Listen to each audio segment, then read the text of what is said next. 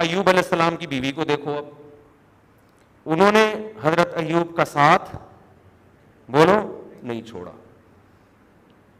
کیوں؟ اگر انہوں نے لائف کو انجوائے کرنا ان کا مقصد ہوتا کہ مصیبتیں آ گئی ہیں، اب میرے شوہر تو ٹھیک ہو ہی نہیں رہے، شوہر تو ٹھیک ہو نہیں رہے، شادی کا جو مقصد تھا لائف کو انجوائے کرنا، یہی ہوتا ہے نا مقصد. لائف کو انجوائے کریں گے، میاں کے ساتھ گھومنے پھرنے جائیں گے، بچوں کو مل جل کے پالیں گے. یہ تو جب سے 1 سال نہیں 2 سال نہیں 10 سال ہو گئے بستر پہ پڑے ہوئے. عدالت سے خلا لو اور نکلو یہاں سے. ملائی آئی ہے پھونک مارو، سائڈ پہ لگاؤ اپنے دوسرے کاموں میں لائف کو، کیونکہ یہ تو لائف ساری میری یہیں برباد ہو گئی. نا نا نا نا. قرآن کہتا ہے ایوب کی بیوی نے کیا کیا؟ صبر، کہ میرا شوہر نیک ہے، اس کو میں اس بیماری میں چھوڑ نہیں سکتا. اللہ نے کیسی قدر کی حضرت ایوب کی بیوی کی، وہ بھی کامیاب ہوئی اس آزمائش میں. زندگی گزر گئی اپنے شوہر کی خدمت کرتے کرتے. آج بیوی میں کوئی تھوڑا سا دیکھو، کچھ فالٹ ہوتے ہیں جو اپنے اختیار سے ہوتے ہیں، اس فالٹ میں علیحدگی سمجھ میں آتی ہے. بیوی بالکل بات نہیں مانتی، بالکل بد اخلاق ہے، یہ سب چیزیں اس کے کنٹرول میں ہے نا، ان باتوں پہ علیحدگی ہو. یا میاں جان کر کماتا ہی نہیں ہے، کم بخت خرچہ نہیں اٹھاتا، مارتا پیٹتا ہے، اس بات پہ عورت طلاق کا مطالبہ کرے، بات سمجھ میں آتی ہے. یا اس نے دھوکہ دیا،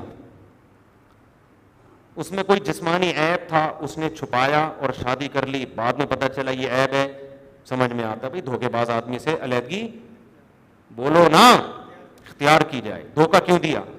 چوتھی کر رہا ہے، بتا پہلی رائے ہوتا ہے. یہ جھوٹ کیوں بولا؟ آمدن تیری 20,000 ہے اور بتائی تو نے 1.5 لاکھ تھی، یہ سمجھ میں آتا ہے دھوکے باز آدمی ہے. لیکن بھائی آمدن 1.5 لاکھ بتائی تھی اور شادی کے وقت 1.5 لاکھ ہی نکلی. شادی کرتے ہی جاب لیس ہو گیا بیچارہ، باس نے وہ کمپنی بند ہو گئی.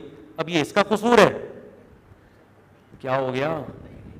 اب اس کا قصور تھوڑی ہے، یہ تو قدرت کی طرف سے ہے.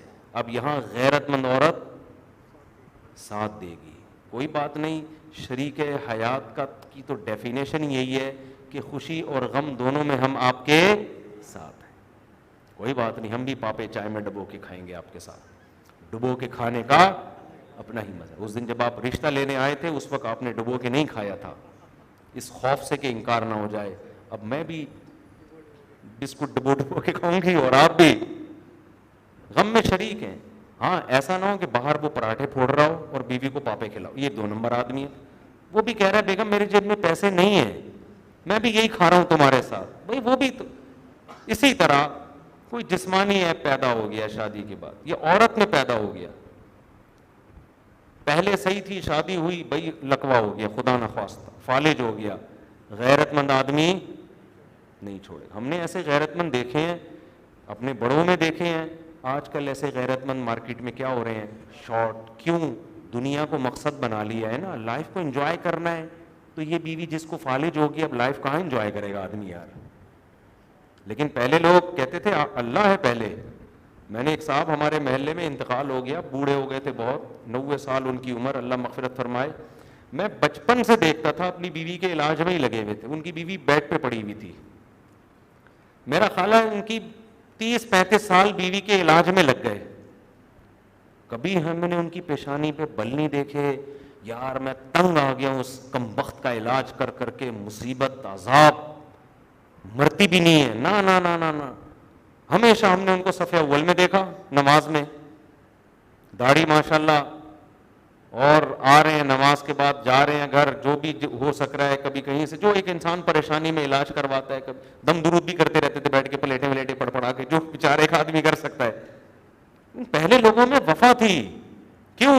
مقصد دنیا ہے ہی نہیں. مقصد کیا ہے؟ کہ بھائی جو اللہ کی طرف سے مصیبت آئی ہے تو اس میں صبر ہی کرنا ہے.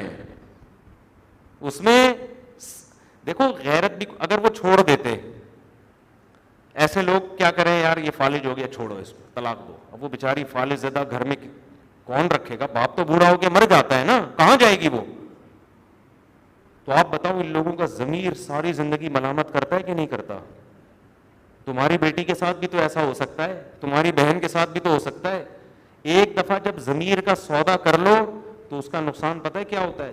سب سے پہلا نقصان زندگی بھر کے لیے سکون ختم. یہاں جو غم ہے نا, اس غم میں تسلی مل رہی ہے خدا کی طرف سے کہ میں اجر لکھ رہا ہوں, اجر اجر. غیرت مند ہے نا, کوئی بات نہیں, پیسہ بھی جا رہا ہے, ٹینشن بھی لے رہا ہے, لیکن اللہ خوش ہے, اللہ شمار کرے گا وفادار لوگوں میں, غیرت مند لوگوں میں. یہ تسلی انسان کو جوان رکھتی ہے. ابھی وہ 90 سال کے ہو کے بھی انتقال کا موڈ نہیں تھا, پتہ نہیں کہیں گر گئے, ہڈی وڈی ٹوٹ گئی تو انتقال ہو گیا, ورنہ مجھے نہیں لگ رہا تھا کہ یہ. مجھے وہ حدیث یاد آئی کہ نبی نے فرمایا من احب ان ينسأ له في اثره فليصل رحمه. حدیث میں آتا ہے, بخاری کی حدیث, جو چاہتا ہے اس کی عمر میں برکت ہو وہ رشتوں کو جوڑے. تو شاید اسی حدیث کی بیس پر, رشتہ ہے نا بیوی کا جوڑا انہوں نے, اللہ نے شاید اسی حدیث کی بیس پر ان کو عمر, اتنی لمبے سے اوپر ہی تھے وہ. اور میں ان سے مل کے بھی آیا انتقال سے چند دن پہلے, مجھے لگ نہیں رہا تھا کہ فی الحال ان کا انتقال کا کوئی پروگرام ہے. ان کے ساتھ کے جتنے تھے سب کے انا للہ ہو چکا تھا. پھر اطلاعی کے انتقال ہو گیا. میں نے کہا اللہ مغفرت فرمائے. اب یہ جو اجر ساری زندگی, حدیث میں آتا ہے سب سے بہتر صدقہ وہ جو اپنی زوجہ کو کھلاتے ہو. تو کتنی وفا کی نا, پہلے لوگوں میں تھی, عورتوں میں بھی مردوں میں بھی, آج دونوں میں کیا ہو گئی ہے, شارٹ, کیونکہ عیاشی مقصد ہے.